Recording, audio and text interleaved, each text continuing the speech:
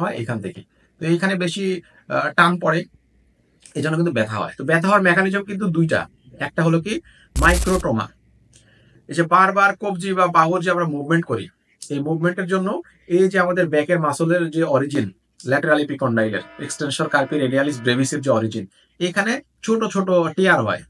তো এই টিয়ার হয়, টিয়ার গুলো ভালো হয়, ওখানে আবার ইনফ্লামেশন হয়, এই প্রদাহের কারণে ওখানে একটু ব্যথা হয়। আর দুই নাম্বার একটা কারণ হচ্ছে কি টেন্ডিনোসিস ও ডিজেনারেশন। দীর্ঘ সময় ধরে এই অতিরিক্ত চাপ টেন্ডন সঠিকভাবে সেরে ওঠার ক্ষমতা নষ্ট করে দেয়, ফলে এখানে ডিজেনারেশন হয় এবং এই লং টার্ম ধরে এই জায়গাটা ব্যথা হয়। আচ্ছা, এখন আমরা জানবো যে এই সমস্যাটা কাদের বেশি হয়। শুধুমাত্র যে টেনিস বল যারা খেলে তাদের এই সমস্যা বেশি হবে এরকম না।